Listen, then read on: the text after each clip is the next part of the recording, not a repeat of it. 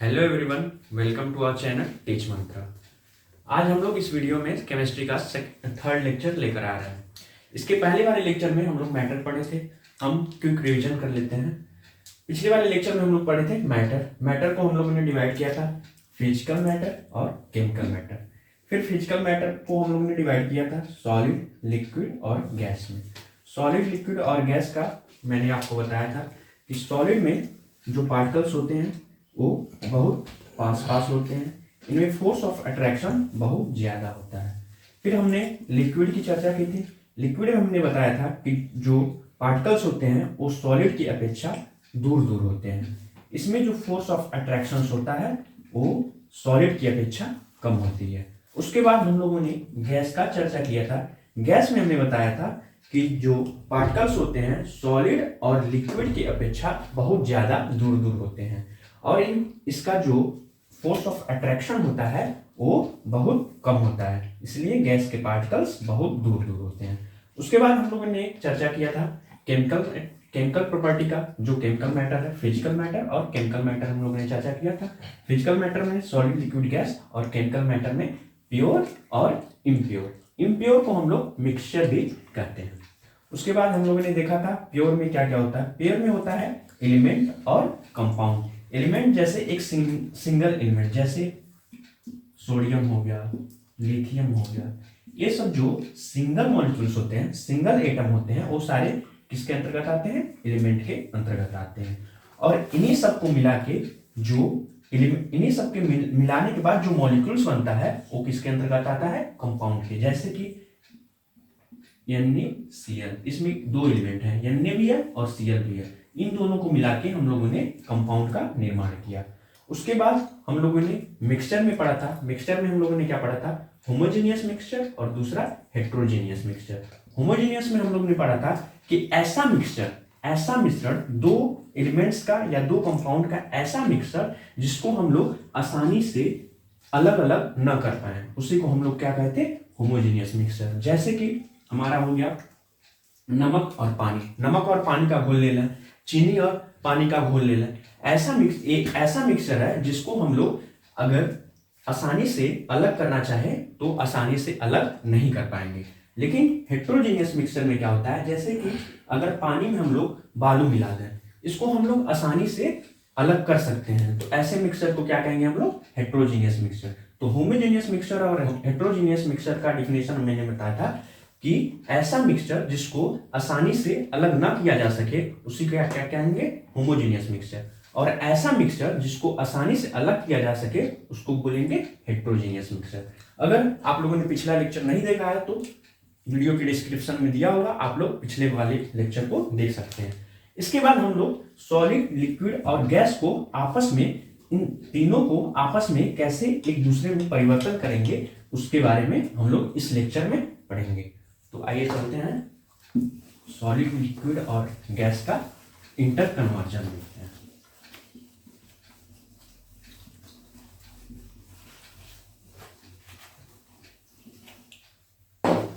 अब हम लोग पढ़ेंगे इंटर कन्वर्जन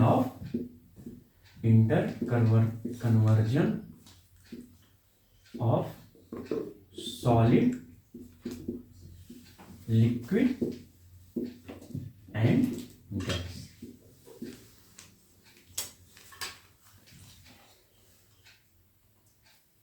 सबसे पहले हम लोग जानते हैं कि मान लीजिए कोई सॉलिड है, ठीक है।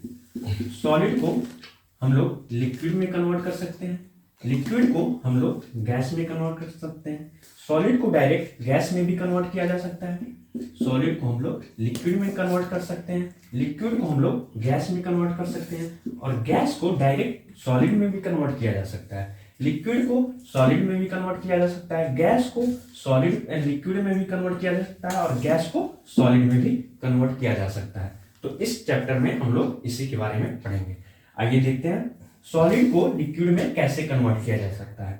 सॉलिड को जब लिक्विड में हम लोग कन्वर्ट करते हैं, इसी को हम लोग बोलते हैं मेल्टिंग। मेल्टिंग का एक और नाम होता है फ्यूजन, ठीक है। और लिक्विड को गैस में कन्वर्ट जब हम लोग करते हैं इसको बोलते हैं वेपराइजेशन,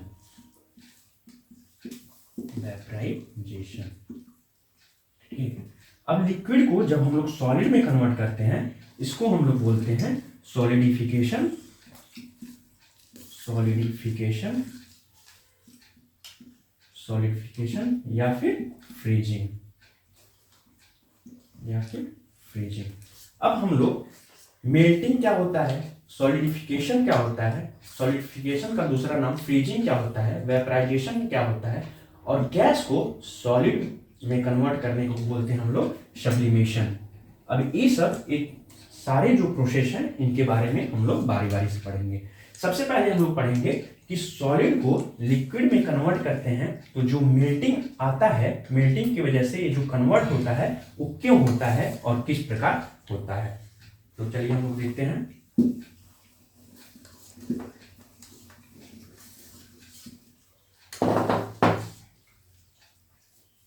सॉलिड को कन्वर्ट करते हैं लिक्विड में, तो सॉलिड को लिक्विड में कन्वर्ट करने को हम लोग बोलते हैं मेल्टिंग या फिर फ्यूजन। तो हम लोग एक एक्सपेरिमेंट करते हैं। मान लीजिए कोई बर्फ का टुकड़ा है, ठीक है। अब इसको एक यहाँ पर थर्मामीटर लगा लेते हैं और एक बर्फ का एक वेसल लेते हैं, बर्तन लेते हैं कोई, उसमें एक बर्फ का टुकड़ा रखते हैं। अब सॉलिड को लिक्विड में कन्वर्ट करना है, इसका मतलब क्या होगा, देखिए सॉलिड में सॉलिड का जो मॉलिक्यूल्स है वो अत्यधिक पास पास है। अब हमको इसको लिक्विड में कन्वर्ट करना है, इसका मतलब है जो इस सॉलिड का पार्टिकल्स हैं इनमें जो दूरियां हैं इनको थोड़ा बढ़ाना है, मतलब इसका फोर्स ऑफ अट्रैक्शन जो है वो कम करना है।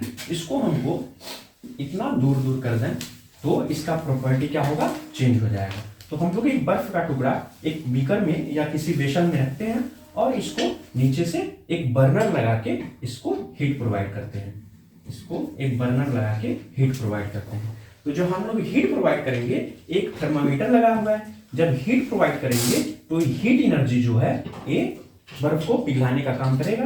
तो जब ये हीट एनर्जी इसको सप्लाई करेंगे तो एक थर्मामीटर का जो टेम्परेचर है वो राइज करने लगेगा। जैसे कि मान लीजिए बर्फ कितना, अगर बर्फ का टेम्परेचर हम लोगों ने -5 डिग्री सेल्सियस लिया, ठीक है, तो जब इसको हम लोग हीट प्रोवाइड करेंगे तो ये क्या आएगा, -5 डिग्री सेल्सियस।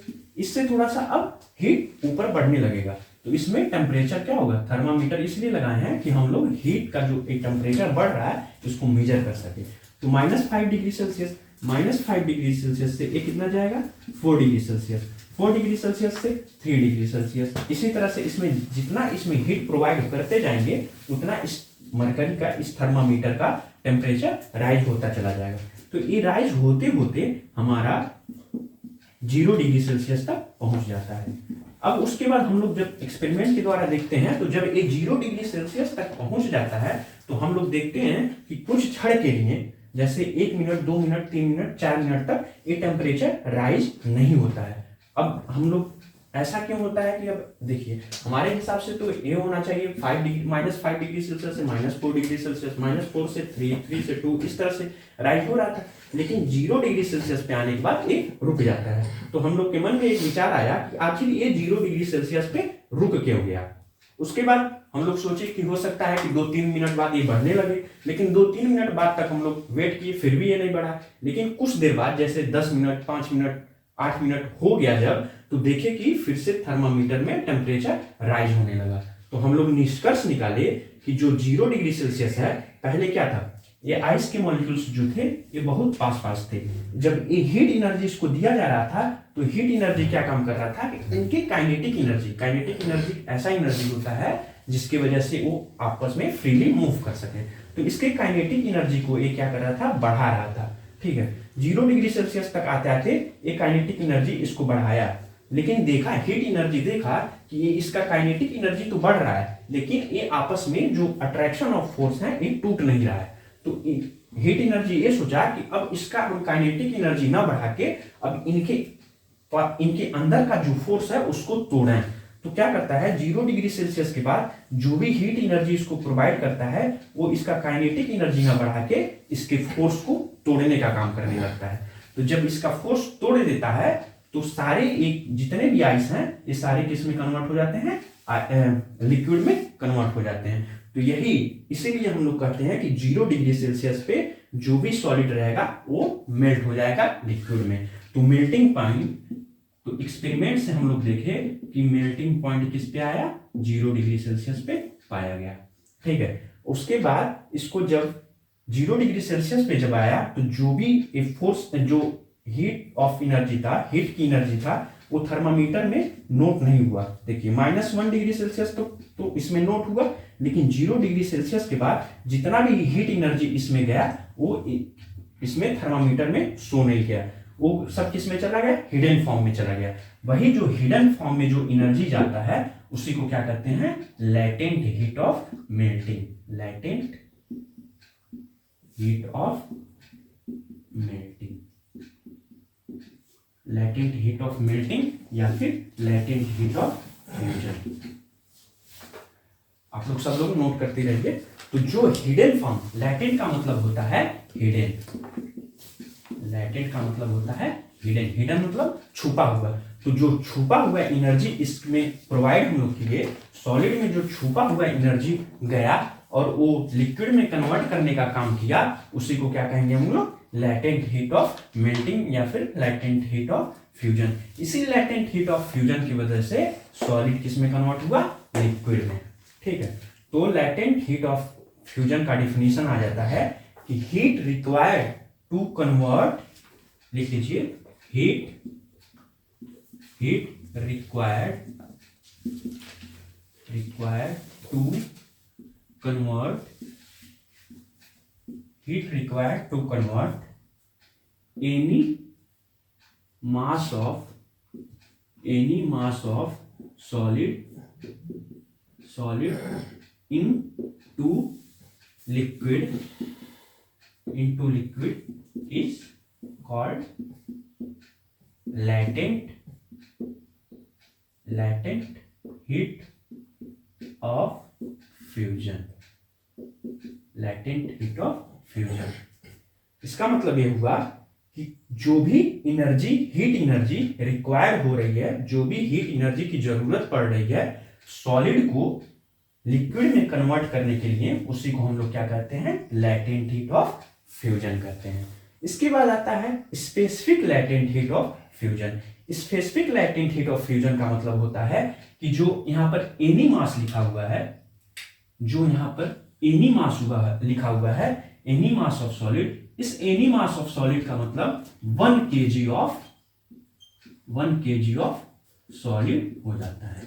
मतलब specific latent heat of fusion का मतलब heat required to convert 1 kg of solid into liquid is called specific latent heat of fusion. और ये सब सारे एक्सपेरिमेंट्स जो हैं वो सब किस पे हुए, एटमॉस्फेरिक प्रेशर पे हुए। एटमॉस्फेरिक प्रेशर का मतलब हुआ है कि जो एटमॉस्फेयर क्रिएट है वो ग्रेविटी की वजह से नीचे की तरफ आना चाहेगा। जब वो ग्रेविटी की वजह से नीचे की तरफ आता है तो एक फोर्स लगाता है अर्थ सरफेस पे, उसी को क्या कहते हैं हम लोग, एटमॉस्फेरिक प्रेशर। प्रेशर का मतलब क्या, प्रेशर एक टाइप का फोर्स होता है, तो प्रेशर को हम लोग क्या कहते हैं, फोर्स अपॉन एरिया। तो प्रेशर भी एक टाइप का फोर्स होता है, तो वही एटमॉस्फेयर जो अर्थ सरफेस पे फोर्स लगाता है उसी को क्या कहते हैं हम लोग, एटमॉस्फेरिक प्रेशर। तो ये एटमॉस्फेरिक प्रेशर पे ये सारे कंडीशंस रखे गए। तो एटमॉस्फेरिक प्रेशर पे जो हीट रिक्वायर्ड होती है किसी भी मास को, सॉलिड मास को लिक्विड में कन्वर्ट करने को, इसी को क्या कहते हैं हम लोग, लैटेंट हीट ऑफ फ्यूजन कहते हैं। और specific latent heat of fusion मतलब कि 1 kg ऑफ सॉलिड को लिक्विड में कन्वर्ट करने के लिए जो हीट रिक्वायर्ड है उसको क्या कहेंगे, specific latent heat of fusion कहेंगे। इसको नोट कर लीजिए।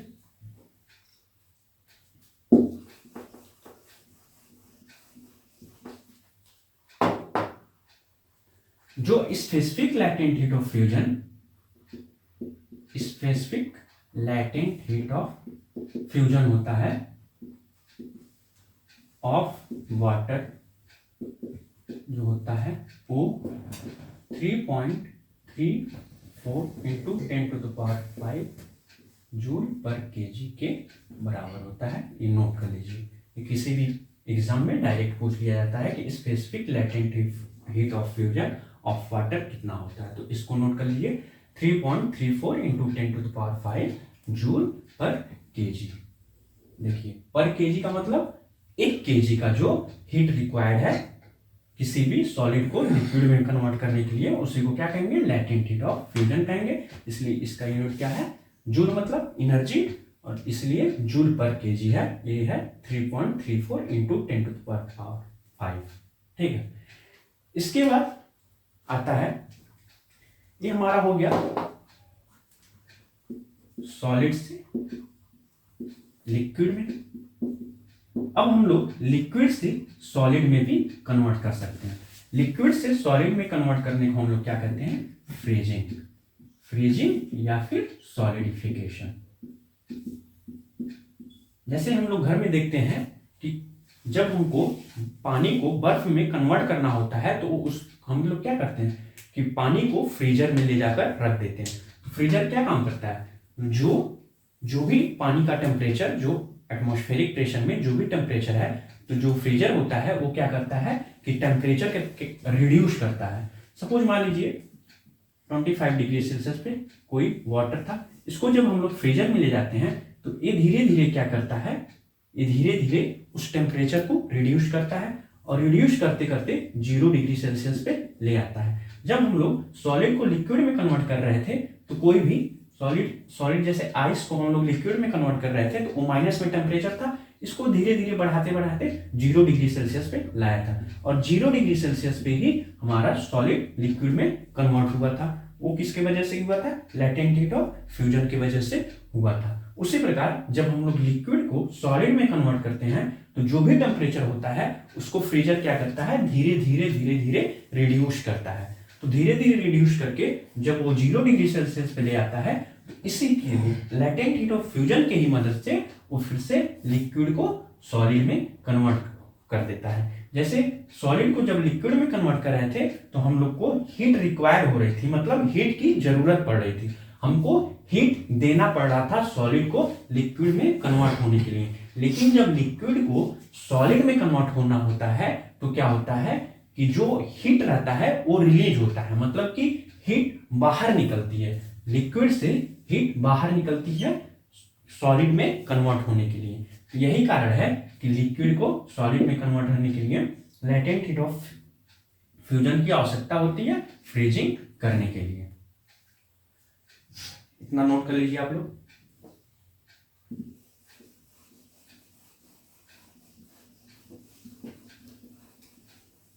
अब हम लोग देखते हैं कि अगर लिक्विड को सॉलिड में कन्वर्ट कर रहे हैं तो फ्रीजिंग पॉइंट होता है, वो किस पे होता है, 0 डिग्री सेल्सियस पे।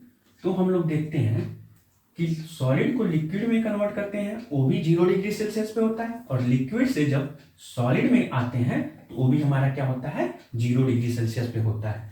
तो 0 डिग्री सेल्सियस पे वाटर भी हो सकता है और 0 डिग्री सेल्सियस पे आइस भी हो सकता है। तो अगर हमसे कोई पूछ ले कि अगर कोई मान लीजिए कोई कंपनी है, बड़ा मशीन है, उसमें कूलिंग का इस्तेमाल करते हैं। कूलिंग मतलब अगर जैसे मशीन है, कोई किसी फैक्ट्री में जाते हैं, कोई मशीन लगा है तो देखते हैं कि वो चलते चलते बहुत ज़्यादा गर्म हो जाता है। तो अगर उसमें क्या किया जाता है, तो जब वो बहुत ज़्यादा गर्म हो जाता है तो उसमें कूलेंट का यूज किया जाता है। कूलेंट मतलब उस मशीन को ठंडा रखने के लिए एक कूलिंग सब्सटेंस का यूज किया जाता है। तो अगर आपसे कोई पूछ ले कि अगर कूलिंग करने के लिए हम लोग को पानी और बर्फ दिया जाता है तो हम लोग किसको प्रीफर करेंगे, तो यहाँ पर हम लोग को कूलिंग करने के लिए आइस को प्रीफर किया जाता है। देखिए कैसे, हम लोग पढ़े हैं कि सॉलिड को लिक्विड में कन्वर्ट करने के लिए हीट दिया जाता है, लेकिन जब लिक्विड को सॉलिड में कन्वर्ट करते हैं तो इसमें से हीट क्या होता है, रिलीज होता है। ठीक है, तो इसका मतलब क्या होगा कि लिक्विड के पास ज्यादा एनर्जी है तभी तो इसको रिलीज किया जाता है, और एनर्जी जब ज्यादा होता है इसका मतलब क्या, अगर किसी इंसान के पास एनर्जी बहुत ज्यादा होता है तो उछल कूद बहुत ज्यादा करता है। जैसे दो लोग हैं, एक आपस में बैठे हुए हैं, एक पास बैठे हुए हैं, अगर दोनों के पास दोनों आपस में बैठे हुए, दोनों के पास अगर सेम एनर्जी है तो दोनों आपस में बैठे रहेंगे। अगर एक के पास ज्यादा एनर्जी हो गया तो उछल कूद करेगा, बाहर भाग जाएगा। उसी प्रकार अगर लिक्विड के पास ज्यादा एनर्जी है तो ये ज्यादा उछल कूद करता है, बाहर भागने की कोशिश करता है। लेकिन सॉलिड में क्या होता है, इसको एनर्जी देना पड़ेगा। मतलब इसका क्या हुआ कि इसके पास एनर्जी की कमी है, ठीक है। तो जिसके पास एनर्जी की कमी होगी वो ज्यादा ठंडा रहेगा, जिसके पास एनर्जी बहुत ज्यादा रहेगा वो तो ऑब्वियस सी बात है उछल कूद करेगा। तो इसीलिए हम लोग सॉलिड का उपयोग करते हैं। सॉलिड मतलब आइस का उपयोग करते हैं किसी भी कूलेंट के लिए। तो अगर वाटर में और आइस में अगर सेम डिग्री सेल्सियस पे रखे गए हैं, 0 डिग्री सेल्सियस पे दोनों रखे गए हैं, तो कौन ज्यादा कूलेंट होगा, वो कौन सा होगा, हमारा आइस होगा, ठीक है, नोट कर लीजिए। उसके बाद आता है कि अगर हम लोग लिक्विड से सॉलिड में कन्वर्ट करना चाहते हैं, लेकिन अगर लिक्विड में कुछ इम्प्योरिटी मिला दें, इम्प्योरिटी मतलब जैसे कि इसमें चीनी मिला दिए, नमक मिला दिए, ये सब किसका काम करेगा, इम्प्योरिटी का काम करेगा। तो अगर हम लोग इसमें इम्प्योरिटी कुछ मिला देते हैं तो इसके फ्रीजिंग पॉइंट पे क्या इफेक्ट पड़ेगा।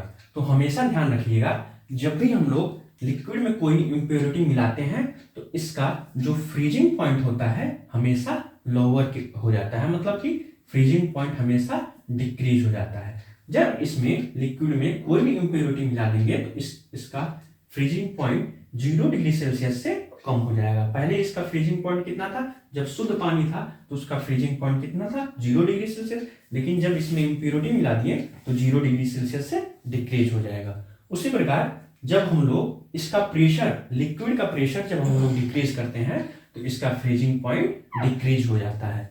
ये सब नोट कर लीजिए। तो एक क्विक रिवीजन कर लेते हैं इसका। सबसे पहले हम लोग क्या किए हैं, सॉलिड को लिक्विड में कन्वर्ट किए हैं। सॉलिड को लिक्विड में कन्वर्ट करने को क्या कहते हैं हम लोग, सॉलिड को लिक्विड में कन्वर्ट करने को हम लोग फ्यूजन कहते हैं या फिर मेल्टिंग कहते हैं। वहां से आया हमारा लेटेंट हीट ऑफ फ्यूजन, जो क्या था, heat required to convert any mass of solid into liquid is called latent heat of fusion.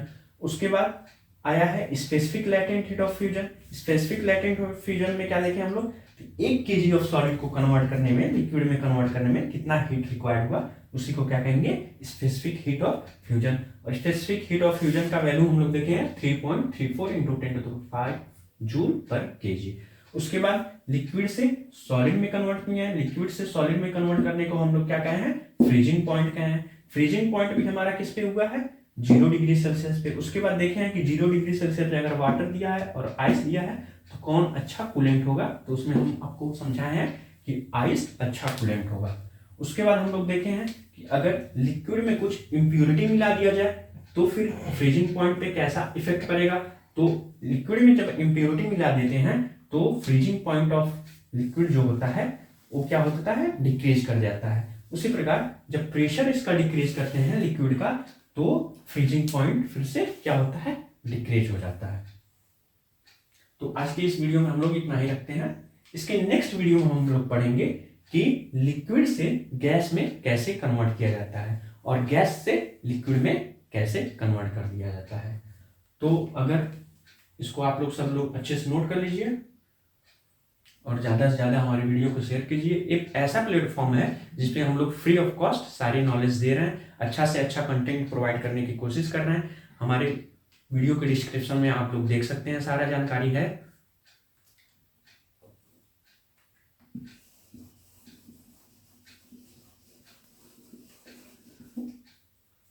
इसके नेक्स्ट लेक्चर में हम लोग पढ़ेंगे कि लिक्विड से गैस में कैसे कन्वर्ट करेंगे और गैस से लिक्विड में कैसे कन्वर्ट करेंगे, फिर से गैस से सॉलिड में कैसे कन्वर्ट करेंगे और सॉलिड को गैस में कैसे कन्वर्ट करेंगे। आज की इस वीडियो में बस इतना ही। धन्यवाद।